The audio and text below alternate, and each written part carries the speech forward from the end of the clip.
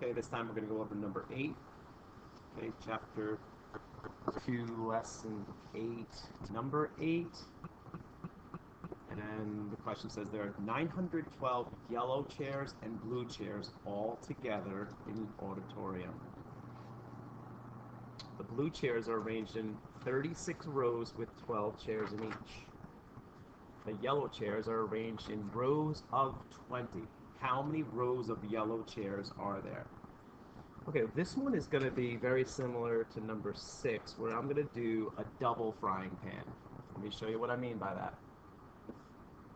I have two major parts of this, and they're yellow chairs and blue chairs. So over here I have a frying pan, and then over here I have a frying pan. I'm not sure exactly how long I should make my frying pan. It's not super important yet. We'll get better and better as we go. But let's see. I have a grand total, but I also have mini totals. So I have two mini little fires underneath the frying pans, and then one large one. The real large one, I know the grand total already. So I look at that and I say that there are 912 total. So I put the number outside the fire, and this is total yellow and blue chairs. 912 total yellow and blue chairs. Okay, so that part I can see pretty clearly. Then it starts to get a little bit trickier, but I look here and I'm going to break it down step by step. The blue chairs are arranged in 36 rows with 12 chairs in each row. I'm going to get better at this, but it's difficult at the beginning to see what the parts are. Okay, what are my units? What are my parts? I'm going to say my parts are rows. Let me see if this makes sense. My parts are rows. So I'm going to have blue rows and I'm going to have yellow rows, starting with the blue rows over here. So I see that I have 36 of these rows and there's 12 in each. So are they equal? Well, there's one row. Yes, that row has 12 chairs in it. Yes, that's equal to that one. That third row is equal to the second one. That's going to continue that pattern because it tells me that every row has 12 chairs in it. So I have 36 of them. I'm going to dot all the way down there. This pot poo tells me that I have, this is going to be total blue chairs. Total blue chairs. I don't know what the number is yet. This pot poo is blue chairs per row. The pot poo is part of the total per unit. Part of the total, blue chairs, per unit rows. 12 is the pot poo. Part of the total per unit pot poo. Okay, so what can I tell from there? I have 36 and I have 12 in each. I don't have a total. I use that dichotomous key in my notebook again. I don't have a total. The total would be here under the fire. Don't have a total, but I do have equal parts, so that tells me to multiply. I move to the side or use the calculator and I do my multiplication.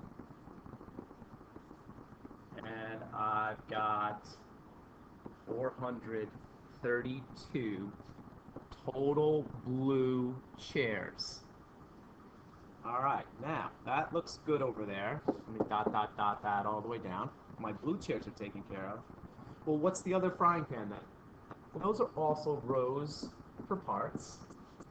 I looked over here and I had blue chairs per row. So what do you think this is going to be for my pot poo over here? Yep, yellow chairs per row. And this is going to be total yellow chairs. Total yellow chairs. Well, let's see how the yellow chairs are broken up. Do we have equal parts? Yes, we do. One row of yellow has 20. It says it's broken into rows of 20. 20 chairs. 20 chairs. How many rows are there? Oh, I don't know how many rows there are. That's what I'm trying to figure out. That's my final step here. How many rows of yellow chairs are there? So I don't know the rows. I don't know the total. This is like a puzzle. I've got to start putting things together here. All right, I'm stuck. Now, what do I do? Let me see what else I have. I have a total number of blue and yellow chairs. I have a part over here, which is blue chairs. Let me go back and use my dichotomous key again. If I do have a total, yes I do right here. I have a total, okay? And I have unequal parts. The unequal parts are gonna be my blue and my yellow chairs. They're unequal parts. Well, what does the dichotomous key tell me I do if I do have a total and I have unequal parts? Unequal parts.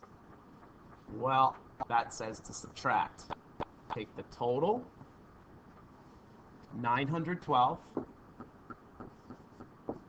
subtract the part that I do have, 432, and I see that I will get 480 for the other part. Great, this is like a puzzle. It's starting to fill in here. So I know that all of these are 20, unless there's some extra chairs left over, but I don't think that's the case here. I now am looking for the number of yellow rows. I'm looking for the number of yellow rows. Well, I know now from that last step that I have a total of 480. I know that they're equal rows of 20. I think that's going to be 22, that last row. So that dichotomous key tells me if I have a total and I have equal parts, I use the operation of division. So I can either do a long division algorithm or use a calculator or use my powers of 10. All are good strategies. You want to do the fastest and the most accurate. So 20 doesn't go into 400s, it does go into 48 tens 2 times. 2 times 20 is 40. Subtract, and I have 8 tens left over. Those 8 tens turn into 81s.